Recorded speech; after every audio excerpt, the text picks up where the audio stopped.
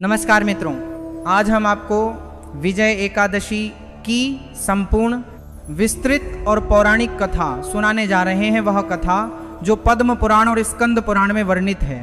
यह एकादशी इतनी शक्तिशाली है कि असंभव को संभव बना देती है, हार को जीत में बदल देती है और जीवन के हर संकट, शत्रु, भय, रोग और दुर्भाग्य से मुक्ति दिलाती है।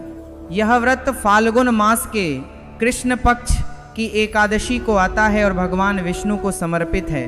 पुराणों में स्पष्ट कहा गया है, जो मनुष्य श्रद्धा और भक्ति से विजय एकादशी का व्रत करता है, उसके जन्म जन्मांतर के सारे पाप नष्ट हो जाते हैं, उसे हर कार्य में विजय प्राप्त होती है और अंत में मोक्ष की प्राप्ति होती है। यह व्रत 1000 अश्वमेध यज्ञ के बराबर फल देता है। अब चलिए इसकी पूरी कथा को विस्तार से सुनते हैं। विजय एकादशी का महत्व और महिमा। मित्रों, यह सिर्फ एक उपवास नहीं है, ये आत्मा की शुद्धि है। यह व्रत शत्रुओं पर विजय दिलाता है, कोर्ट कचहरी के मामलों में राहत देता है, नौकरी व्यापार में उन्नति और लाभ देता है, रोगों से मुक्ति देता है, मानसिक शांति और परिवार में सुख लाता है। सबसे बड़ा भगवान विष्णु की कृपा से जीवन की हर लड़ाई जीतने की शक्ति देता है। पुराणों में कहा गया है कि इस एकादशी का नाम ही विजया है, अर्थात विजय देने वाली। मुख्य पौराणिक कथा त्रेता युग में श्री राम की विजय। यह कथा पद्म पुराण और स्कंद पुराण से ली गई है। विस्तार से सुनिए। त्रेता युग की बात है। भगवान श्री राम को 14 वर्ष का वनवास मिला। वे सीता जी और लक्ष्मण जी के साथ पंचवटी में रहने लगे, लेकिन रावण ने छल से माता सीता का हरण कर लिया और उन्हें लंका ले गया। श्री राम जी बहुत दुखी हुए। वे सीता जी की खोज में वन वन भटकने लगे। जटायु से मिले, जिन्होंने रावण के बारे में बताया, लेकिन वे भी प्राण त्याग गए। फिर सुग्रीव, हनुमान जी और पूरी वानर सेना से मित्रता हुई। वानर सेना के साथ श्री राम लंका के समुद्र तट पर पहुंचे। सामने अथाह समुद्र लहरें गरज रही थीं, पार करना असंभव लग रहा था। पीछे पूरी सेना चिंतित थी। सब सोच रहे थे अब क्या होगा, कैसे लंका पहुंचेंगे, कैसे सीता जी को मुक्त कराएंगे। श्री राम जी समुद्र तट पर बैठकर गहन ध्यान में लग गए। उन्होंने भगवान विष्णु, जो स्वयं वे ही हैं, का स्मरण किया। तभी आकाश से दिव्य प्रकाश हुआ और वक्दाल्भ्य मुनि या कुछ कथाओं में नारद मुनि प्रकट हुए। मुनि ने श्री राम को पहचाना और पूछा, हे राम, आप इतने व्याकुल क्यों हैं? श्री राम ने सारी स्थिति बताई। मुनिवर, सीता जी लंका में हैं, समुद्र पार करना असंभव है, शत्रु रावण बहुत बलशाली है, कृपा करके कोई उपाय बताइए। मुनि बोले, हे राम, चिंता मत करो। फाल्गुन मास के कृष्ण पक्ष में जो विजया नाम की एकादशी आती है, उसका व्रत करो। इस व्रत से भगवान विष्णु प्रसन्न होते हैं। यह व्रत न केवल युद्ध में विजय दिलाता है, बल्कि मन के भय, संदेह और अंदर की कमजोरी को भी नष्ट करता है।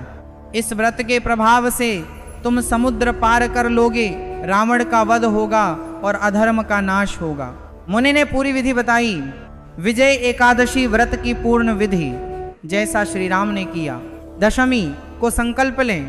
एकादशी के दिन प्रातः काल स्नान करें, साफ पीले या सात्विक वस्त्र धारण करें, भगवान विष्णु की मूर्ति या चित्र के सामने आसन लगाएं, दीपक जलाएं, अगरबत्ती लगाएं, तुलसी दल अर्पित करें। तुलसी बिना विष्णु पूजा अधूरी है। फूल, चंदन, अक्षत, नैवेद्य, फल, मिठाई चढ़ाएं। नमो भगवते वासुदेवाय या श्री विष्णुवे नमः मंत्र का 108 बार जाप करें। दिन भर फलाहार या निर्जला उपवास रखें शक्ति अनुसार। रात्रि में जागरण करें, भजन कीर्तन करें, विष्णु सहस्त्र नाम या रामायण का पाठ करें। द्वादशी को पारण करें, ब्राह्मणों को दान दें, भोजन कराएं और स्वयं पारण करें। श्री राम ने मुनि की आज्ञा से ठीक यही विधि अपनाई। उन्होंने पूरे विधि विधान से व्रत किया। व्रत का चमत्कार, समुद्र पार और लंका विजय। व्रत पूरा होते ही समुद्र देव प्रकट हुए। उन्होंने कहा, हे प्रभु, आपके व्रत और भगवान विष्णु की कृपा से प्रसन्न होकर मैं मार्ग देता हूँ। तभी नल और नील, वानर सेना के शिल्पकार, ने पत्थरों से सेतु बनाना शुरू किया। हर पत्थर पर राम नाम लिखा जाता और वह पानी पर तैरने लगता। कुछ ही दिनों में राम सेतु तैयार हो गया। वानर सेना ने समुद्र पार किया, लंका पर चढ़ाई हुई, भीषण युद्ध हुआ। हनुमान जी ने लंका दहन किया, विभीषण ने साथ दिया, अंत में श्री राम ने रावण का वध किया, अधर्म का नाश हुआ, माता सीता मुक्त हुई और श्री राम की पूर्ण विजय हुई। नारद मुनि या वगदाल्भ ने कहा, हे राम, यह विजय तुम्हारे शस्त्रों से नहीं बल्कि विजय एकादशी की कृपा से मिली है। द्वापर युग में कथा का प्रसार युधिष्ठिर और पांडव, यह कथा आगे द्वापर युग में पहुंची। महाभारत काल में युधिष्ठिर ने भगवान श्री कृष्ण से पूछा, हे जनार्दन, फाल्गुन कृष्ण एकादशी का क्या नाम है और इसका महत्व क्या है। श्री कृष्ण ने पूरी कथा सुनाई, ब्रह्मा जी से नारद जी तक, और फिर श्री राम की कथा। युधिष्ठिर ने पूछा, क्या सामान्य मनुष्य भी यह व्रत कर सकता है। श्री कृष्ण बोले, हाँ राजन, यह व्रत राजा, रंक, स्त्री, पुरुष, गृहस्थ, साधु सबके लिए समान फलदायी है। पांडवों ने यह व्रत किया और महाभारत युद्ध में धर्म की विजय हुई। एक साधारण भक्त की सच्ची कथा। एक गरीब ब्राह्मण भारी कर्ज में डूबा था। उसकी पत्नी ने श्रद्धा से विजय एकादशी का व्रत किया, पूजा की, कथा सुनी, मंत्र जपे। कुछ ही महीनों में कर्ज उतर गया, रोजगार मिला, घर में सुख शांति लौट आई। आज के लिए विजय एकादशी पर क्या करें। सुबह स्नान, विष्णु पूजा, तुलसी अर्पण, दिन में फलाहार उपवास, रात में जागरण भजन, नमो भगवते वासुदेवाय 108 या 1008 बार। द्वादशी को दान, ब्राह्मण भोजन, विशेष मंत्र जप, श्री विष्णवे नमः, नमो भगवते वासुदेवाय, श्री राम जय राम। मिलने वाले लाभ, शत्रु बाधा समाप्त, मुकदमों में जीत, नौकरी व्यापार में तरक्की, रोग मुक्ति, मानसिक शांति, परिवार में सुख समृद्धि, जीवन की हर लड़ाई में विजय, समापन और प्रार्थना। मित्रों, विजय एकादशी हमें सिखाती है जीत ताकत से नहीं, श्रद्धा और भगवान की कृपा से मिलती है।